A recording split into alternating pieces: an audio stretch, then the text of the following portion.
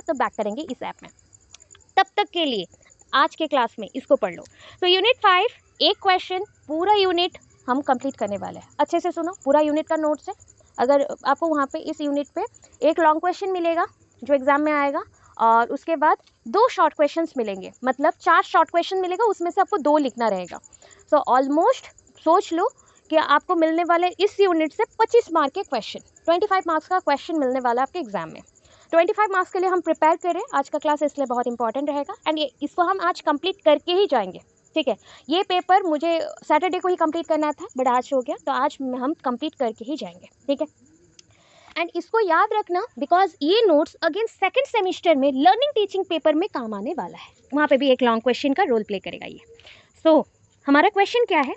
Once again good evening, Radhe Radhe, and start करते हैं आज का क्वेश्चन। तो क्वेश्चंस के टाइप क्या क्या हैं देख लो पहले। What do you mean by teaching and explain the role of a teacher और आइडियल टीचर। एक आइडियल टीचर का रोल और टीचर का रोल क्या होता है वो एक्सप्लेन करना विथ टीचिंग का मीनिंग डेफिनेशन के साथ। एक्सप्लेन द स्टेटमेंट, फिर एक क्वेश्चन आ सकता है कि explain the statement teacher as a nation builder. ये आने के चांसेस बहुत ज़्यादा है, ये क्वेश्चन आने का चांसेस बहुत ज़्यादा है। नेक्स्ट क्वेश्चन है describe the professional competencies and commitments of a teacher for future society. Future society के लिए professional competencies and commitment of a teacher क्या क्या है। ठीक है, सो इसको हम शॉर्ट में भी है, लॉन्ग में भी है, सबको मिला के एक बनाया गया है। टोटल 5 पेज एक्चुअल दिख रहा है, बट 5 पेज नहीं होगा, 9 पेज के नोट्स हैं। सो 9 पेज कॉपी में है, तो उसमें से आपको 5 से 6 पेज ही आपके एग्जाम में लिखने हैं, बाकी का पोर्शन थोड़ा बहुत कम कर सकते हो। मैंने थोड़ा डिटेल दिया है, 1-2 पेज आप कम कर सकते हो। पहला पॉइंट, हमने ये पेज को कंप्लीट किया था, फिर भी पहले से स्टार्ट कर रही हूँ। फर्स्ट आप लेंगे, कभी भी ऐसा क्वेश्चन देख लिया टीचर से रिलेटेड, टीचिंग से रिलेटेड, तो आप उसको पहले उस वर्ड को स्टिक करना सीखो जो वर्ड वहाँ पे इंपॉर्टेंट दे रहा है या इंपॉर्टेंट हाईलाइट हो रहा है, तो वो है आपका teaching and teacher. So teaching क्या है, देखो सीटेट के लिए भी फिर भी रिकॉल करना है ना, तो यहाँ पे सारा इन्फॉर्मेशन सीटेट के वेस्ट भी है। जितना पॉइंट लिखवाया था ना सारा सीटेट के वेस्ट है। तो सोचा भी था कि आपको कंबाइंड क्लास में डाल दूँ, बट ठीक है, इट्स ओके कि कंबाइंड क्लास में नहीं डालते, इसमें करते हैं। So teaching can be defined as, teaching क्या है पहले सोचो, टीचिंग क्या है। आप लोग सारे टीचर्स हो या अपकमिंग टीचर्स हो, मे बी आप लोग एक एक ग्रेट टीचर्स बनेंगे। सो 1-2 पॉइंट को माइंड में रखना। ठीक है, कभी भी खुद को बड़ा मत बोलो किसी के सामने भी, एक टीचर का पहला रोल है। कभी खुद को बड़ा मत मानो, एंड कभी ये ना बोलो मैंने बहुत कुछ किया है लाइफ में। हम लोग अभी भी लर्नर्स हैं, अभी भी सीख रहे हैं, एंड हमारे पास नॉलेज आते जाए जितना आना है। ठीक है, ये मैंने हिंदी में बोला, उसको अभी इंग्लिश में हम यहाँ पे पढ़ेंगे। तो teaching can be defined as engagement with the learners. कौन एंगेजमेंट करेगा या एंगेज रहेगा, वो है टीचर्स। तो teacher engage with the learners to enable their understanding in skilful way. बच्चों के अंडरस्टैंडिंग को आप स्किलफुल वे में बढ़ाना चाहते हो, कौशल के साथ बढ़ाना चाहते हो, इसलिए ये इंपॉर्टेंट है। एंड उसके साथ आप बच्चों के माइंड में क्या देना चाहते हो, एप्लीकेशन ऑफ नॉलेज, अप्लाई। एक टीचर का काम इतना नहीं है बस सब्जेक्ट को क्लियर करना, एक टीचर का काम है उसको लाइफ के स्किल्स बताना, उसको अपकमिंग फ्यूचर के लिए तैयार करना, रेडी करना, ग्रूमिंग करना, नरिशमेंट प्रोवाइड करना। खाना से बस नरिशमेंट नहीं मिलता है, पढ़ाई से, स्टडी से, लाइफ के स्किल से, सोसाइटी में कैसे रहना है, सारे स्किल से हमें क्या मिलता है, नरिशमेंट मिलता है। हम ग्लो करते हैं, एक तरह का ग्लो करते हैं। तो ये सारा चीज़ कौन करता है, टीचर करता है। जब लर्नर को ये सब प्रोवाइड किया जाता है तो लर्नर भी बहुत ज़्यादा अंडरस्टैंडिंग में हाई हो जाएगा। ठीक है, इन अदर वर्ड्स अगर बोले तो teaching is a profession. Teaching क्या है, एक टाइप का प्रोफेशन है थ्रू विच ए टीचर और ए नॉलेजेबल पर्सन, देखो एक टीचर और एक नॉलेजेबल पर्सन क्या करता है, which a teacher or a knowledgeable person who can impart their knowledge to the knowledgeless person or students. knowledgeless person, आप सारे knowledgeless हैं क्या? नहीं, आपके पास में बहुत नॉलेज है, मे बी आपके सब्जेक्ट में आप सब बहुत ही ज़्यादा नॉलेजेबल हो, ठीक है, बट मे बी बीएड के सब्जेक्ट में थोड़ा सा कम हो और एक्सपीरियंस कम हो, इसलिए मैं जो बोल रही हूँ आप सुनते हो, इतना ही है। बाकी ये सारे पॉइंट्स आपको ईजी लगते होंगे क्योंकि इससे भी डिफिकल्ट लेवल में आपने पढ़ाई किया हुआ है, समझ आए। सो आप थोड़े पॉइंट से एक एक सब्जेक्ट में नॉलेज लेस है। सो नॉलेज लेस को नॉलेज देना किसका काम है, टीचर का, because teacher is a knowledgeable person. इतना चीज़ हमने इंट्रो में लिख दिया। ठीक है, अभी पता है टीचिंग एक ट्राइपोलर प्रोसेस है। टीचिंग जो आपका प्रोसेस है ना, ये ट्राइपोलर प्रोसेस है, 3 पोल होते हैं इसके, 3 पोल है देखो, एक में आया टीचर, दूसरे में आया स्टूडेंट, एंड नेक्स्ट में आया curriculum. Teacher, student and curriculum. Teacher अपना टीचिंग देता है स्टूडेंट को through the use of curriculum. Curriculum is the media. Curriculum एक ऐसा कॉम्बिनेशन ऑफ मेनी थिंग्स है, assessment, evaluation, combination of many type of methods, lesson plans, extra curricular activities, everything, इसमें सब कुछ आ जाता है। और जिसको यूज़ करके एक टीचर सारा स्किल्स को बच्चों को सिखाता है, बच्चों के अंडरस्टैंडिंग पॉइंट को बढ़ाता है। ठीक है, अभी नेक्स्ट पेज में आते हैं। डायग्राम्स भी आपके ऐसे ही होने चाहिए। ठीक है, सो हम बोल सकते हैं कि टीचिंग एंड जो टीचिंग का प्रोसेस है टीचर स्टूडेंट के अंदर चल रहा है, बिकॉज टीचर एक नॉलेजेबल पर्सन है, स्टूडेंट एक थोड़ा सा नॉलेज कम रहता है, नॉलेजलेस होता है। सो मतलब नॉलेजेबल से नॉलेज लेस तक का हम जो सीक्वेंस दिखा रहे हैं, ये सीसॉ वाला भी हो सकता है स्ट्रक्चर, सीसॉ फिगर हो सकता है। आप लोग खेलते हो ना बच्चों के साथ सीसॉ में, वैसा हो सकता है, अप एंड डाउन वाला। टीचर थोड़ा नॉलेजेबल है तो स्टूडेंट को वो नॉलेज देता है, तो नॉलेज मिलने के बाद धीरे धीरे टीचर के साथ इक्वल भी हो सकता है स्टूडेंट, एक दिन दोनों के पास नॉलेज हो जाएगा।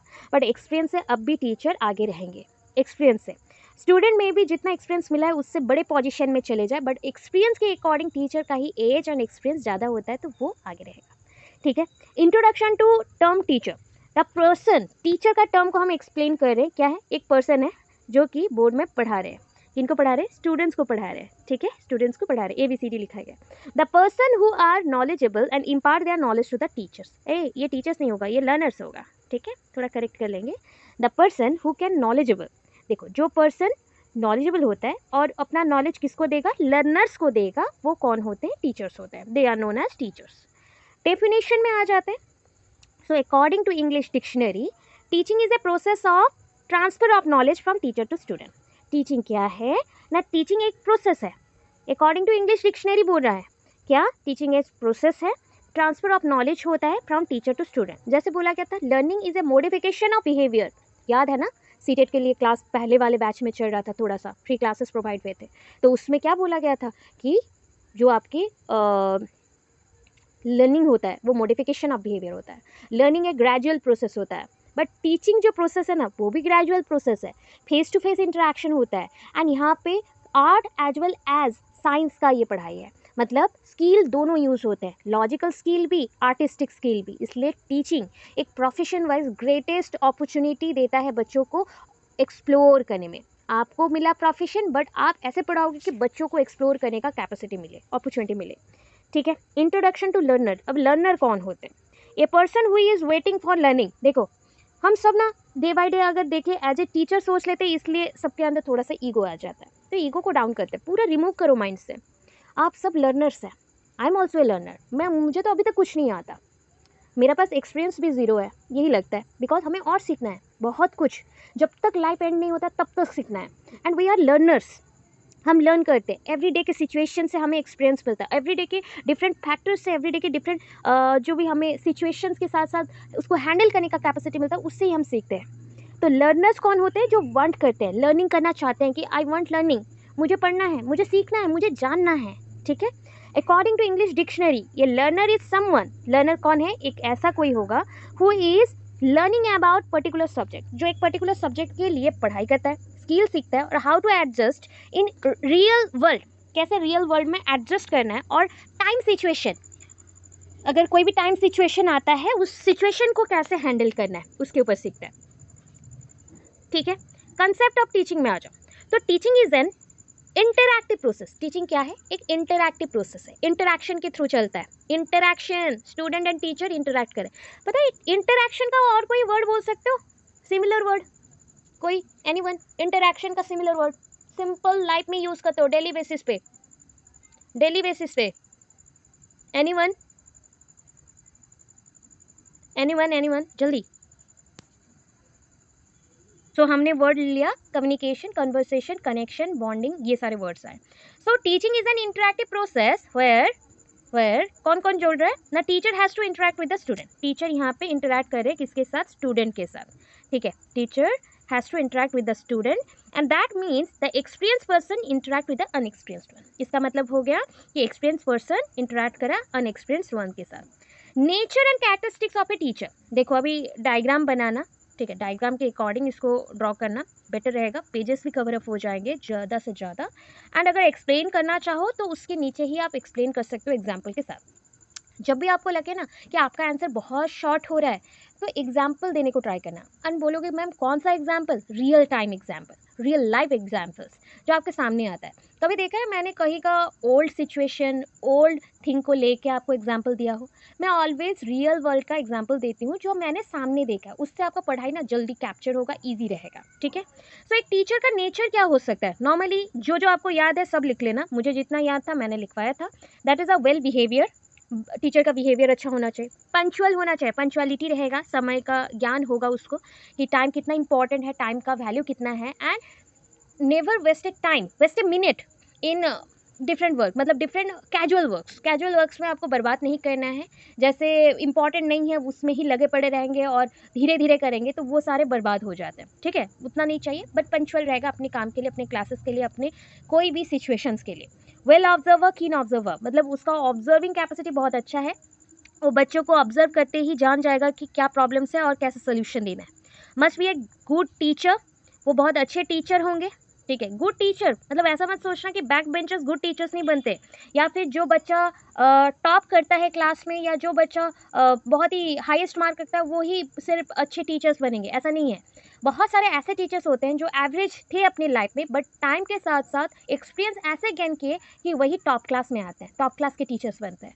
तो टीचर्स बन सकते हैं कोई भी, बट एक्चुअल गुड टीचर्स बनना बहुत मेहनत का काम है। सबको लेके चलना, एक फैमिली में जैसे होता है ना, 5 लोग 5 डिफरेंट मोटिव्स के होते हैं। ठीक है, तो सोचो इतने बच्चे हैं, इतने बच्चे का मोटिव्स कितना होगा, अलग अलग होगा। उन इंडिविजुअल डिफरेंस, उन इंडिविजुअल मोटिव्स के साथ एक टीचर एक छत के नीचे एक साथ सबको लेके चलता है। तो टीचर कितना एक्सपीरियंस्ड वाला होना चाहिए, उसको एक्चुअल में पढ़ाई का एक्सपीरियंस से ज़्यादा उसको लाइफ का एक्सपीरियंस होना चाहिए, तभी जाके वो आगे as a good teacher present कर पाएगा खुद को। ठीक है, act like a role model, ये तो जानते हो रोल मॉडल जैसा वो प्ले करेगा अपने आप को। तो वो अगर बेस्ट हर एक पॉइंट पे, ऐसा नहीं है अपने रियल लाइफ में आप बेस्ट नहीं बनोगे एंड सिर्फ टीचिंग जॉब में बेस्ट बनोगे, आपको दोनों लाइफ में रियल बनना है, तभी जाके आप बेस्ट शो कर पाओगे एंड आपको लोग फॉलो करेंगे। ठीक है, वेल डिजर्व काउंसलर, बच्चे को अगर कुछ भी प्रॉब्लम होता है तो आप काउंसलिंग कर सकते हो। Well deserve counsellor must be a good person first, उसको अच्छा इंसान बनना पड़ेगा, इंसानियत रखना पड़ेगा। इन्फ्लुएंसर एंड कोऑर्डिनेटर ऑल्सो, मैं आपको कोऑर्डिनेट कर सकती हूँ, आपको इन्फ्लुएंस कर सकती हूँ मेरे बातों से, ऐसे होना चाहिए। गुड इन प्रोनाउंसिएशन में जितना ही बोलो, धीरे बात करो चलेगा, बट प्रोनाउंसिएशन में अगर गलत हो रहे हो तो उसको सही करके फिर से बोलो। एंड अगर कभी गलत हो जाओ किसी भी पॉइंट पे, सो एज ए टीचर क्या लगता है, सॉरी बोलना चाहिए या नहीं? ऑब्वियस बोलना चाहिए, बिकॉज आप फर्स्ट ह्यूमन हो। एंड अगर आपसे गलती हुआ है, कोई छोटे बच्चों के ही सामने आपने किसी को डांट दिया या कुछ बोल दिया, तो आप उसको माफ़ी मांग लेना। अगर आपका गलती है कोई प्रॉब्लम नहीं है, आप उसी से सुधारोगे, बच्चे आपको देख के सीख रहे हैं, अगर आप सॉरी नहीं बोलते हो वो भी नहीं बोलेंगे। सो गलत करो तो मान के उसको सुधारो। ठीक है, ये भी होना चाहिए। मस्ट बी ए कोचर, एक कोचर जैसे गाइड करता है हर एक चीज़ में, वो होगा। काइंड इन नेचर में आपको काइंड होना चाहिए, दयाशील होना चाहिए, दयावान होना चाहिए, दिखाना चाहिए। सिंपैथी के साथ साथ एम्पैथी भी दिखाना लोगों को, बच्चों को भी। फैमिलियर इन हैबिट्स, देखो जैसे आप सब जब मुझसे बात किए होंगे या फिर 1-2 दिन के साथ मेरे साथ मिले होंगे, कभी आपको मैंने ये फील नहीं करवाया कि मैं किसी के साथ पार्शियलिटी की हूँ या फिर आप सब मुझसे अलग हो। सब मेरे ही जैसे ही हो, एंड मेरे फ्रेंड्स या फिर मेरे छोटे बड़े भाई बहन जैसे ही हो, या फिर फ्रेंड ही मानो। टीचर एक्चुअल फ्रेंड होता है, वो बेस्ट फ्रेंड होता है। तो टीचर एक अच्छे पर्सन होंगे, फैमिलियर इन नेचर होंगे, जैसे घर पे रहने से अच्छा लगता है ना, वैसे टीचर अगर मिल जाए तो बहुत हैप्पीनेस रहता है क्लासरूम में। क्लास में देखना, स्कूल के टाइम पे क्या होता था, एक ऐसा टीचर जरूर रहेगा जिसको हमें उनके साथ पूरे दिन छोड़ दो, हमें बहुत हैप्पीनेस मिलता था। तो ऐसे टीचर बनना है, फैमिलियर इन नेचर जो हो, जो फैमिली मेम्बर जैसे हमें ट्रीट करे और वो ऐसे बोले कि हमारे फैमिली हो आप, वैसा टाइप का हो। नॉलेजेबल वन, ज्ञानी होना चाहिए, विद्वान होना चाहिए, स्कॉलर होना चाहिए। फैसिलिटेटर, जो अपॉर्चुनिटी गिवर हो, जो आपको ज़्यादा मैक्सिमम से मैक्सिमम अपॉर्चुनिटीज दे। ये पढ़ाने का मतलब इतना नहीं है कि ये बस हमें लॉन्ग क्वेश्चन कंप्लीट करना है। ये पढ़ाने का मतलब ये भी होता है जब आप इंटरव्यू में जाओ तो वैसे बेस्ट वे से प्रेजेंट करना खुद को। ठीक है, क्योंकि बच्चे आपसे सीख रहे हैं, बच्चे छोटे हैं। और ये लॉ के अकॉर्डिंग भी बोला गया है, अंडर 18 जो भी बच्चे होते हैं उनको चाइल्ड बोला जाता है। वो जितना भी बोले मैं 18 साल का हूँ, 17 साल का हूँ, वो बड़े नहीं हुए हैं, वो छोटे ही हैं। तो उनको आप जितना बेस्ट वे से प्रेजेंट करेंगे वो आपसे ही सीखेंगे, पहला पॉइंट। अभी ये आता है characteristics of an ideal teacher. एक आइडियल टीचर का क्या कैरेक्टर होना चाहिए? एक आइडियल टीचर, आदर्शवादी एक शिक्षक और शिक्षिका कैसी होनी चाहिए?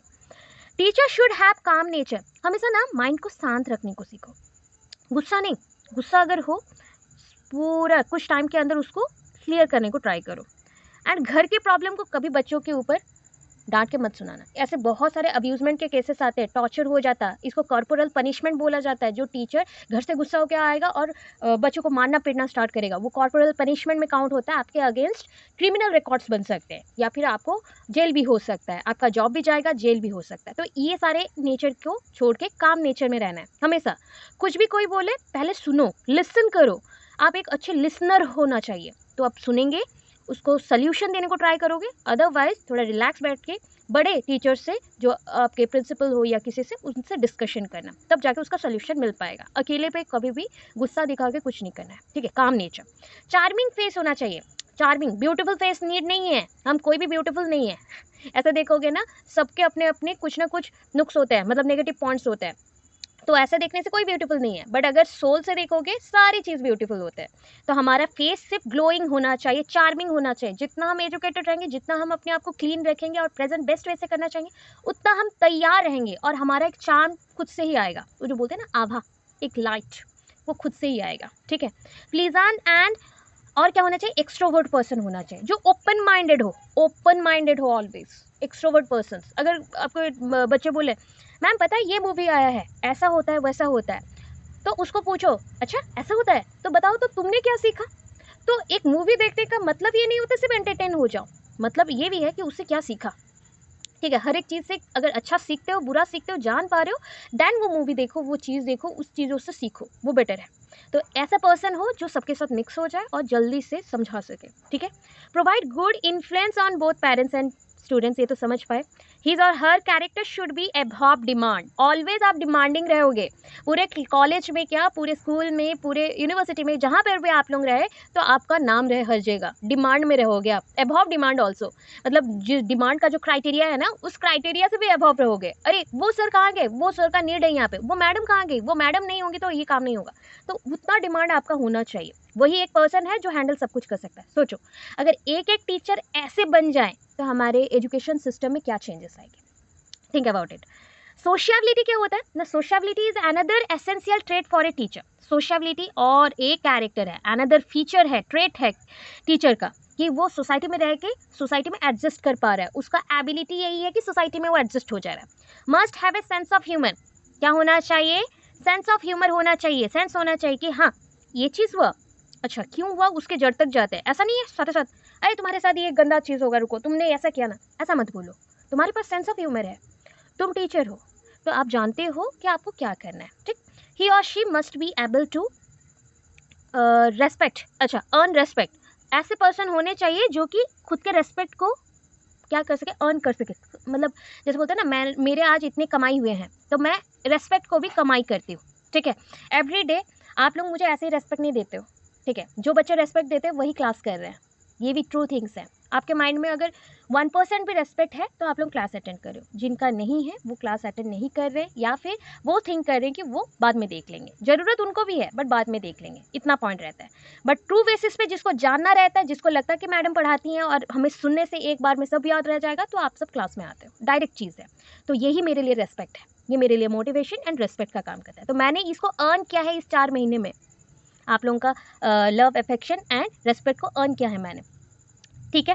ही और she must be able to earn respect, must be self reliant and self directive. मैं खुद को कंट्रोल कर सकती हूँ, क्या मेरे लाइफ में प्रॉब्लम नहीं है, होगा, मैं खुद को कंट्रोल कर सकती हूँ, ठीक है। एंड सेल्फ रिलायंट होगा, मैं खुद पर ही डिपेंडेंट हूँ, किसी और पे नहीं, मैं खुद पर डिपेंडेंट हूँ। पहले कुछ भी प्रॉब्लम हुआ मैं खुद से सॉल्व करूँगी, इफ नहीं होता है देन मैं किसी को हेल्प मांगूंगी, ठीक है। ही और शी शुड नो हिमसेल्फ, पहले तो खुद को पहचानना सीखो, तुम्हारे अंदर क्या गलत है।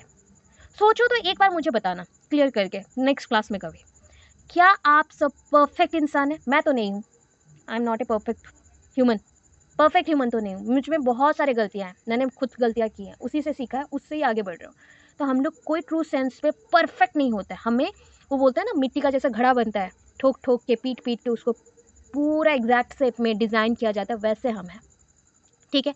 तो पहले खुद को पहचानना सीखो। ही और she should know himself first, हो गया। ये ऑलमोस्ट एक लॉन्ग क्वेश्चन, पहला वाला फर्स्ट लॉन्ग क्वेश्चन का पोर्शन कंप्लीट हो गया। अब चलते हैं नेक्स्ट।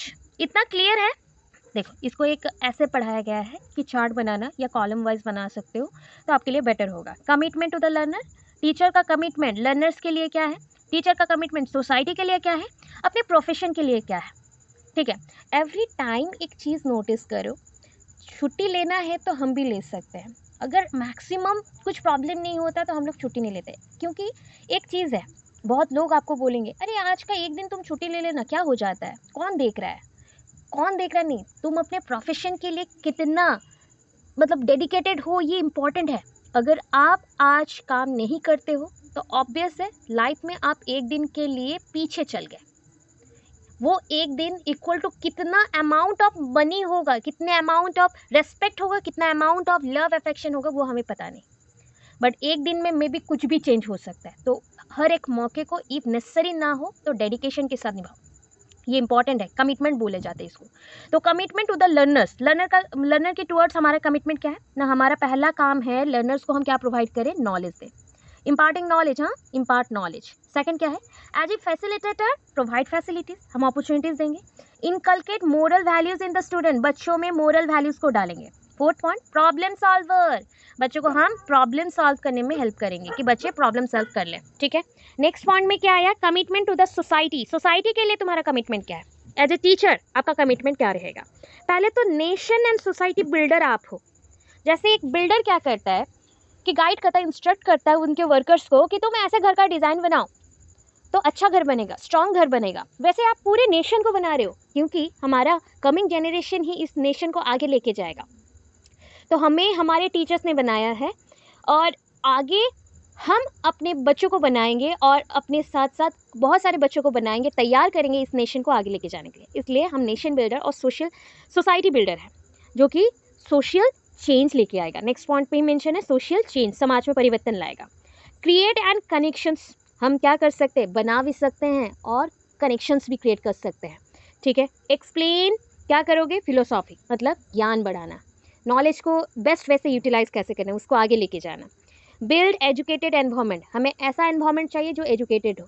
कोई बात बात में जो गाली यूज़ करते हैं, स्लैंग यूज़ करते हैं, क्या आपको ये सब बुक में पढ़ाया गया था, नहीं, तो इसको यूज़ ही नहीं करना चाहिए, ये फिलोसॉफी के अगेंस्ट है। ठीक है, सो ये सब हमें सिखाया जा रहा है कि नॉलेज को यूटिलाइजेशन कैसे करना है। ठीक है, नेक्स्ट देखो, कमिटमेंट टू प्रोफेशन, प्रोफेशन के लिए कमिटमेंट क्या है। पंचुअल पर्सनालिटी, आपका पर्सनालिटी पंचुअल होना चाहिए, टाइम बाउंडेड होना चाहिए। अपग्रेडेशन, हमेशा ट्राई करना कि टाइम के साथ साथ खुद को मॉडिफाई करने के लिए। तुम सोच रहे हो बैकवर्ड लाइफ का, बट हम लोग सोचना चाहते हैं फॉरवर्ड लाइफ का, तो फॉरवर्ड चलो। ड्रेसिंग सेंस में फॉरवर्ड होने का कोई इंपॉर्टेंस नहीं है, कुछ नहीं चाहिए, बस अपने पॉइंट ऑफ व्यू को फॉरवर्ड करो, अपने नॉलेज को फॉरवर्ड करो एंड अपग्रेडेड करो, टाइम से जैसे चले, अपडेटेड फॉर्म में रहे वैसा चाहिए। गुड लर्नर्स होने चाहिए, लीडरशिप कैरेक्टर तो होगा ही, गुड लर्नर्स भी होना चाहिए। And empowering student as well as society के साथ साथ स्टूडेंट्स को भी आगे बढ़ाए जैसे। ये हो गया हमारा कमिटमेंट। अब देखो और एक नेक्स्ट पॉइंट पे आते हैं, जो क्वेश्चन आपको दिया था, teacher as a nation builder. अगर ये क्वेश्चन आता है एज ए लॉन्ग क्वेश्चन तो पहले से ही टीचिंग, टीचर, लर्नर, ये सारे पॉइंट्स, आइडियल टीचर के कैरेक्टर्स, उसके बाद इसमें आ जाना है नेशन बिल्डर्स में। ठीक है, सो इंट्रोडक्शन में आते हैं। पहला, the role played by teacher is totally different from the learners. The role played by teacher is totally different from learners. देखो, एक लर्नर क्या रोल प्ले करता है, एक टीचर क्या रोल प्ले करता है, दोनों का रोल सेम है क्या, नहीं। हम लर्नर हैं, अंदर में लर्नर हैं, बट बाहर जब आप टीचर प्रोफेशन चूज कर चुके हैं तो टीचर का रोल उनके पेरेंट्स से भी बड़ा होता है। मतलब पेरेंट्स, एज अ पेरेंट्स जो आपका रोल रहता है ना, उससे भी बड़ा होता है टीचिंग का रोल। जैसे होता है ना पुलिस ऑफिसर, अच्छे पुलिस ऑफिसर को देखे होंगे, वो घर का बारे में कम सोचते हैं, बाहर के बारे में ज़्यादा सोचते हैं। तो टीचर भी ऐसा ही है कि वो अपने बच्चे के बारे में जितना सोचेंगे उससे ज़्यादा सोचेंगे दूसरे के बच्चों के बारे में, दूसरे लर्नर्स के बारे में, कि उनका भी डेवलपमेंट कैसे हो। इसलिए आपका रोल आपके लर्नर्स के रोल से अलग होता है। ठीक है, कुछ पॉइंट्स पे, कौन से पॉइंट पे, पहले तो एक्ट एज अ बिल्डर। ये क्या बिल्ड करेगा, नॉलेज बिल्ड करेगा, नॉलेज बिल्ड करेगा। दे कंस्ट्रक्ट द नॉलेज, ठीक है, produce and design into the different activities to provide values of it, to students. बच्चों को ऐसे प्रोड्यूस करके देना है, डिज़ाइन करके देना है नॉलेज को डिफरेंट वेज से, जैसे बच्चे उससे सीख के मतलब उससे डिफरेंट जो वैल्यूज़ है उसको सीख सके। जैसे कि हम कहाँ पे प्रोवाइड करें, जैसे आज ही देखो ना डिफरेंट ऐप्स का जल्दी जल्दी से बहुत सारे ऐप्स को यूज़ किया एंड उसके बाद एक में फिक्स किया फिर से। सो ये ऐप्स भी आपके लिए यूज़ किया गया कि बच्चों को बेस्ट वे से रिजल्ट मिल सके। एनेक्डोटल रिकॉर्ड्स, जिस रिकॉर्ड्स में बच्चों के सारे डिटेल्स रखे जाते हैं, A to Z information related to education learning रखे जाते हैं। वेबसाइट्स के थ्रू हम लोग इन्फॉर्मेशन शेयर करते हैं, different type of educational websites भी हैं, ऑर्गेनाइजेशनल वेबसाइट्स भी होते हैं एंड यूनिवर्सिटीज़ वेबसाइट्स भी होते हैं जहाँ पे स्टडी मटेरियल्स को फ्रीली बच्चों तक पहुँचाया जाता है।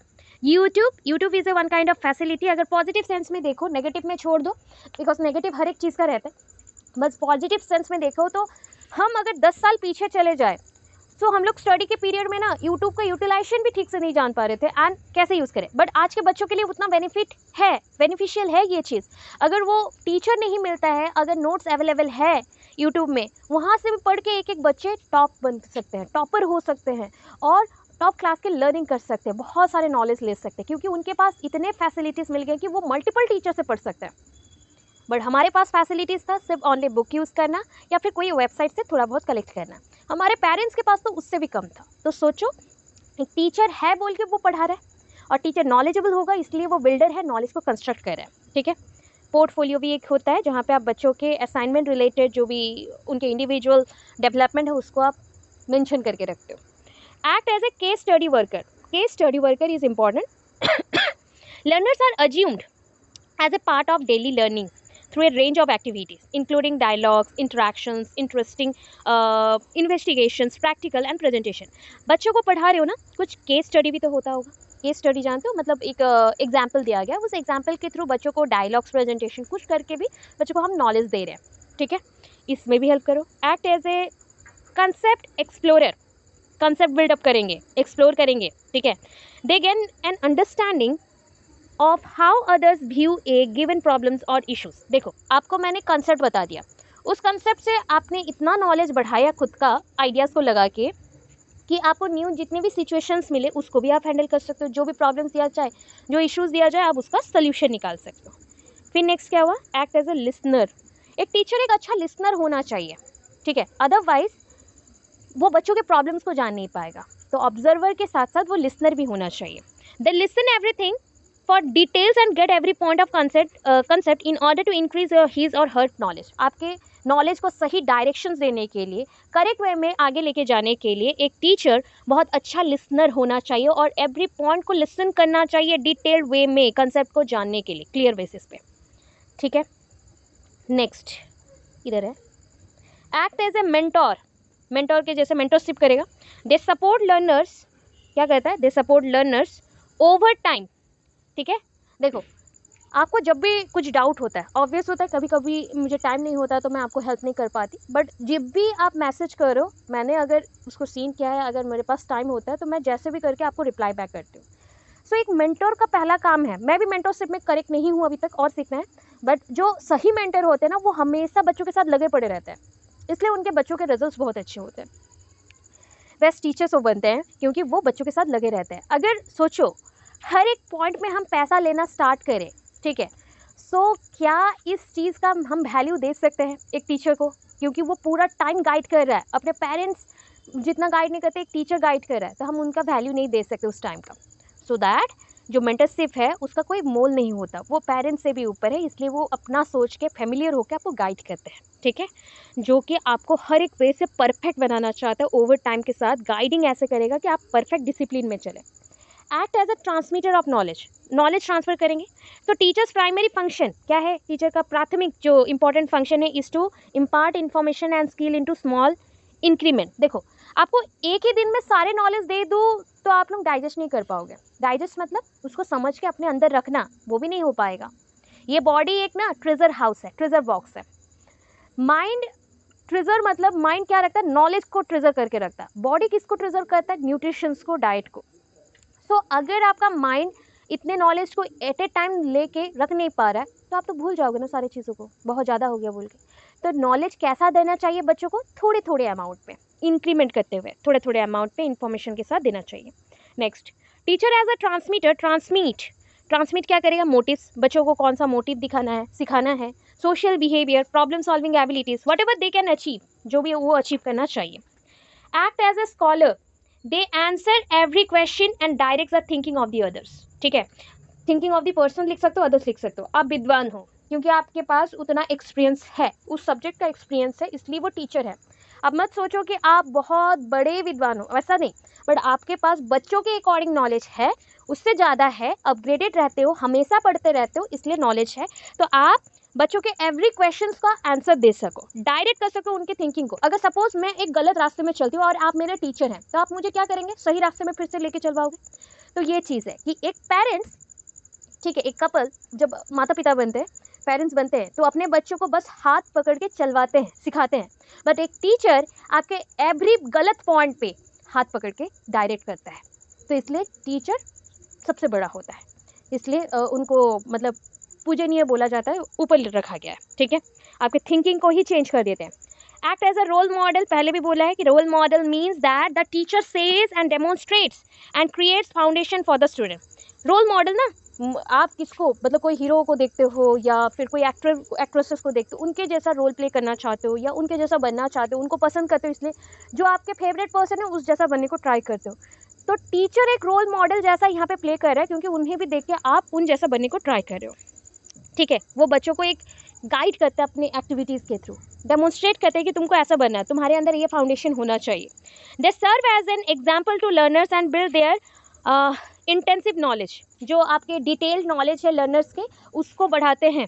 ठीक है, सर्व करते हैं, मैं आपको सर्व कर रही हूँ, इससे अगर मेरा नॉलेज है 25% BEd के सब्जेक्ट में, तो आपका नॉलेज में भी उससे थोड़ा कम हो, अगर 0 था या 1 था, वो अभी 20% तक तो आ जाएगा. मेरे पास जितना है मैं उतना देने को ट्राई करूँगी, बस इतना ही चीज़ है, वो सर्व करता है. ठीक है, फिर नेक्स्ट देखो, एक्ट एज ए फैसिलिटेटर. तो teacher is a facilitator in the learning teaching point. Learning teaching के पॉइंट में ये फैसिलिटेटर का काम करता है, अपॉर्चुनिटी गिवर, जो अपॉर्चुनिटीज़ देता है.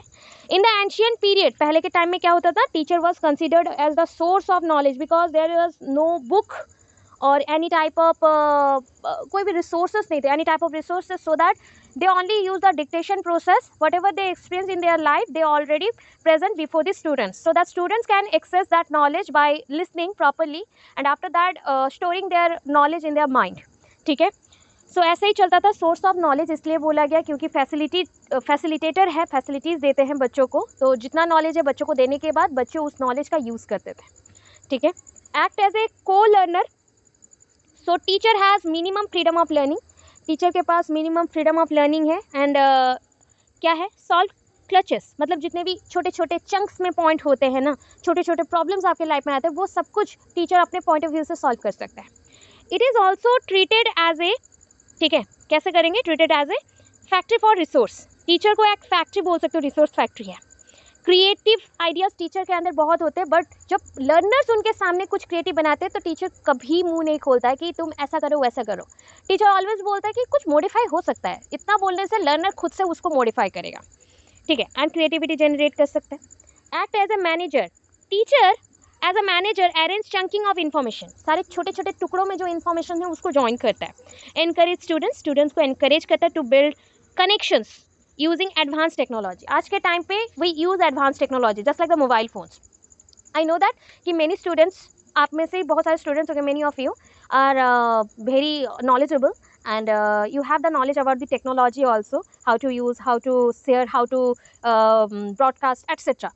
But as a teacher, अगर बेस्ट वे से ऐप को आप यूज़ करना चाहते हो या बेस्ट वे से बच्चों को सिखाना चाहते हो, that is the best thing of technology use. ठीक है, टेक्नोलॉजी का यूज़ अगर बेस्ट वे से हो, बच्चों को सिखा पा रहे हो, तो that is the best point. ठीक है, उसके थ्रू अगर वो बच्चे नॉलेज ले पा रहे हैं तो that is the best thing.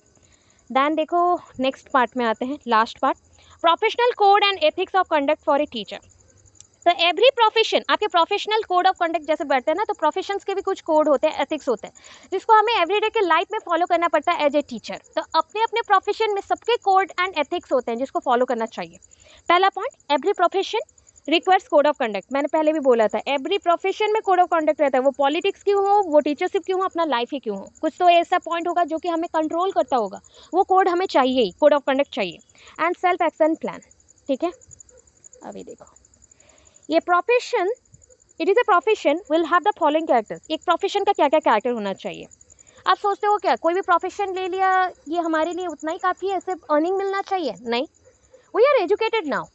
अगर हमें सिर्फ अर्निंग ही लेना था तो हम वर्कर्स बनते। हम सिर्फ रास्ते में झाड़ू लगा के भी तो पैसे कमा सकते हैं, और कहीं पे छोटा मोटा बिजनेस करके भी तो कमा सकते हैं, कुछ भी छोटा काम करके कर सकते हैं। But we need sociality, we need social responsibility, we need many more things, बहुत ज़्यादा चाहिए। हम चाहते हैं हमारे लाइफ में एक ऐसा चीज़ हो जिससे हमारा रिस्पेक्ट बहुत ज़्यादा बढ़ जाए सोसाइटी में। हमारा स्टेटस, अगर कोई कास्ट के बेसिस पे बोले छोड़ो, वो पॉइंट छोड़ो, बट अपने प्रोफेशन के बेसिस पे हमारा स्टेटस हाई होना चाहिए। ऑलवेज ऐसा हो जैसा लगे कि आप 100 लोगों को हेल्प कर सक रहे हो, ऐसा प्रोफेशन चाहिए, तब जाके आपके प्रोफेशनल ग्रोथ होते हैं। ठीक है, तो it is not mainly profit oriented but also service oriented. ये कैसा होना चाहिए? आप तो एक स्टैटिक पॉइंट पे रहोगे ही, आपका रिस्पॉन्सिबिलिटी है, बट ये प्रॉफिट ओरिएंटेड नहीं होता हमेशा। मैंने बोला ना अभी कि जितना हम मेहनत करें उसके अकॉर्डिंग पैसे या फिर उतने अकॉर्डिंग कोई हमें अर्निंग नहीं दे सकता। बट अगर हमें सर्विस ओरिएंटेड हैं, हम माइंड है, रेस्पेक्ट के साथ सर्विस है, तो हम ये करते हैं। प्रॉफिट ओरिएंटेड सिर्फ नहीं होना चाहिए, सर्विस ओरिएंटेड होना चाहिए। Official professional recognition of social status, मैंने अभी बोला ना, ऑफिशियल जो प्रोफेशनलिज्म होता है उसके अकॉर्डिंग आपका सोशल स्टेटस होना चाहिए। To uphold and develop the professional standard, आपका प्रोफेशनल स्टैंडर्ड इंक्रीज करना है। They must have professional organisation, आपका एक प्रोफेशनल ऑर्गेनाइजेशन भी हो। In the view of all above character, ऊपर के जितने भी कैरेक्टर्स हैं उसके according, teaching is a profession with extraordinary amendment code of conduct. देखो, अमेंडमेंट कोड ऑफ कंडक्ट नहीं होगा तो हमारा प्रोफेशन एक वैल्यूलेस पॉइंट पे आ जाएगा। तो हम कुछ चीज़ों को फॉलो करते हैं so that we are a teacher. हम उस चीज़ को फॉलो करते हैं एंड बच्चे हमसे उसी पॉइंट को सीखेंगे सो दैट हम लोग टीचर हैं। उसी कोड ऑफ कंडक्ट के वजह से हम आगे बढ़ रहे हैं। यूनेस्को के according, UNESCO have prepared some guidelines. ठीक है, कुछ गाइडलाइंस बनाया ये कोड ऑफ कंडक्ट को लेके 1994 में। इन व्यू ऑफ NP 1986, याद आ रहा है ना, नेशनल पॉलिसी ऑन एजुकेशन, उनके रिकमेंडेशंस एंड प्लस NCERT के recommendation, prepared a draft code of ethics. दोनों ने मिला के क्या बनाया? एक कोड ऑफ एथिक्स बनाया, ड्राफ्ट बनाया based on the above guidelines. And this contains 30 aspects under 6 areas as follows. 30 aspects को काउंट किया, उसमें से 6 एरियाज में उसको डिवाइड करके रखा। क्या है? पहला पॉइंट तो रिलेशनशिप विथ, ये कॉमन ही पॉइंट है, तो रिलेशनशिप विथ पेरेंट्स और गार्जियंस ये होना चाहिए, relationship with society, relationship with other teachers, relationship with professional organisation, relationship with the students, relationship with the management and authorities. Last का जो ये पॉइंट पढ़ा रही हूँ, लास्ट के 2-3 पेज का, ये याद रखो। अगर क्वेश्चन में कोड ऑफ कंडक्ट और एथिक्स के पॉइंट से कुछ नहीं है तो आप नहीं लिखेंगे, अगर है देन ही लिखना। ठीक है, नेक्स्ट लास्ट पेज में आ रहे हैं टीचर अकाउंटेबिलिटी। टीचर एक पॉइंट पे किस किस चीज़ को अकाउंट करेगा? देखो, बेसिकली 3 टाइप्स हैं ये अकाउंटेबिलिटी। एक है सेल्फ अप्राइजल मेथड। आप सेल्फ अप्राइजल मेथड मतलब सेल्फ फॉर्मिंग, जो फॉर्म फिलअप होता है, खुद से कुछ चीज़ों को भरना, और कोई आपके लिए, कोई आपको ऑब्जर्व करके कुछ चीज़ को भरा कि मैं कैसा टीचर हूँ, मैं क्या हूँ, मेरा वॉइस कैसा है, मेरा कंडक्ट कैसा है, मैं कैसे क्लास लेता हूँ, क्या करता हूँ, वो भर दिया। ये सेल्फ अप्राइजल मेथड है। Method of collecting data directly from the teachers. एक बच्चे के लिए आप खुद से भर सकते हो ये पॉइंट्स को, अदरवाइज आप डाटा कलेक्ट कर सकते हो अदर टीचर्स से। Method of collecting data from others, सिर्फ टीचर से क्यों कलेक्ट करोगे, अदर कोई भी पर्सन से भी कलेक्ट कर सकते हो। तो 3 वे से आप बच्चों के बारे में जान सकते हो। बच्चों के बारे में जानना बहुत इंपॉर्टेंट है, तभी जाके आप बच्चों को एक कंप्लीट वे से गाइड कर सकते हो। And this is the complete picture of a teacher. एक टीचर का ये कंप्लीट पिक्चर है। How to assess accountability among teachers, कैसे हम एक्सेस करें, कुछ पॉइंट्स दे रही हूँ। NP 1986 and POA 1992 stress the need of assessing the accountability of teachers with the suggestion. कुछ सजेशन दिए गए हैं, उसको सिर्फ फॉलो करना। NP 1986 and POA programme of action 1992, जिसको हम रिवाइज नेशनल पॉलिसी बोलते हैं। ठीक है, नो टीचर मस्ट और शुड वर्क फॉर, क्या लिखा गया, रुको, work for more than 5 years at one place. एक जगह पे आप लोग 5 साल से ज़्यादा काम नहीं कर सकते गवर्नमेंट जॉब में टीचर होके। एक teacher adapting the cheap method of getting students in the examination should be punished. ठीक है, अगर मैं बोलूँ बच्चों को पढ़ाने के लिए या फिर बच्चों को रिजल्ट्स जैसे अच्छे आ जाए उसके लिए चीटिंग करने में हेल्प कर दिया या माल प्रैक्टिस में हेल्प कर दिया एक टीचर, तो उसके इसको ना क्राइम के अकॉर्डिंग देखा जाता है एंड उसको पनिश्ड होना पड़ेगा। थोड़ा सा म्यूट कर लो, माइक्रोफोन को ऑफ करो। और 2 पॉइंट है, 2-3 पॉइंट है। ओके, तो टीचर शुड अवॉइड, क्या हो रहा है ना, teacher should avoid rude behaviour. Teacher एक रूड बिहेवियर डायरेक्टली नहीं कर सकता ऐसे, और नेग्लिजेंस ऑफ ड्यूटी भी नहीं कर सकता, मतलब अपना जो ड्यूटी है उसको करना ही पड़ेगा। Bad habits, using abusive words, मतलब कभी भी ख़राब लैंग्वेज आप स्लैंग यूज़ नहीं कर सकते हो, ये अवॉइड किया गया, शुड बी अवॉइडेड, करना चाहिए। Teacher should write lesson plans, वो लेसन प्लान लिखेगा। Complete the syllabus as per the annual plan, curriculum के अकॉर्डिंग जो एनुअल प्लान है उसके हिसाब से पूरा सिलेबस को कंप्लीट करेगा। Many teachers of today's time, आज के जो टीचर्स हैं ना, वो क्या करते हैं ना, टाइम टेकिंग टीचिंग प्रोफेशन में, time taking teaching profession as a last choice, मतलब वो क्या कहते हैं, शॉर्टकट में पढ़ाना पसंद करते हैं टाइम से। मतलब आप में से भी कुछ बच्चे होंगे ऐसे होते हैं, मेरे पास आते हैं बच्चे, बोलते हैं मैम आप बहुत लेंदी पढ़ाते हो, लॉन्ग वे से। अभी सोचो 25 मार्क के क्वेश्चंस हैं, यहाँ पे हम एक यूनिट को आज के दिन में कंप्लीट किया, पूरा यूनिट कंप्लीट हो गया 1 घंटे में। तो क्या 1 घंटे का क्लास भी ना चले, 10 मिनट में इसको कैसे कंप्लीट करें? नहीं, उनको क्या चाहिए कि एक वीडियो में सब कुछ ना हो, 10-10 मिनट के वीडियो दे दो, वो उसमें हैप्पी हो जाते हैं। सेम ही है, इंसान को एक ही जगह सब कुछ दे देने से वो सोचता है बहुत ज़्यादा हो गया। तो ये इनका लास्ट चॉइस है। आजकल के जो जितने भी टीचिंग प्रोफेशन है ना, वो सोचते हैं कि ये जो टाइम टेकिंग वाला टीचिंग प्रोफेशन है ये लास्ट चॉइस है, and this outlook has to be change, इसी को ही आउट करना है। ये जो बाहर से दिख रहा है कि टोटल चीज़ आउटलुक जो दिख रहा है ना, ये नेगेटिव पर्सनालिटी को दिखाता है। एक्चुअली एक बार पढ़ो, बट नीट एंड क्लीन वे से, क्लियर कंसेप्ट के साथ पढ़ो। सेकेंड टाइम अब उसको रिपीट करना अपने माइंड में, वो चीज़ आपके माइंड में फिक्स हो चुका है, वो आप भूलोगे नहीं। जितना भी अभी मैंने इतना पढ़ाया ना, इस चीज़ को याद करना, कभी एग्जाम हॉल में पढ़ के भी ना जाओ, बट मैं बोल सकती हूँ गारंटेड अब इसका 4 पेज तो लिख के आओगे, फिक्स है ये। अब कुछ ना हो फिर भी अपने माइंड से जो आपको याद रहेगा आप लिख के आओगे। दैट मीन्स क्या है, ये पॉइंट आपके माइंड पे रह ही जाएगा। अगर ये छोटा पॉइंट में होता या शॉर्टकट मैनर पे होता तो आप पॉइंट्स को भूल जाते हैं। शॉर्टकट मैनर पे कब पढ़ा जाता है, जब सारी चीज़ें रिवाइज हो चुके हैं 1-2 बार और लास्ट मोमेंट का प्रिपरेशन है, तब पढ़ा जाता है। ठीक है, तो आज के जो पॉइंट ऑफ व्यू है कि लास्ट चॉइस में रखा गया टाइम टेकिंग टीचिंग प्रोफेशन को, तो वो चीज़ को हमें चेंज करना है। तो इतना है, पूरा यूनिट आपका कंप्लीट हो गया।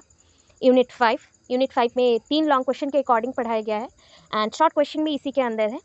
सो आई होप इतना समझ आया हो आपको। सो अब बोलो। Thanks for watching my videos. Guys, please subscribe my channel and share with your friends and family.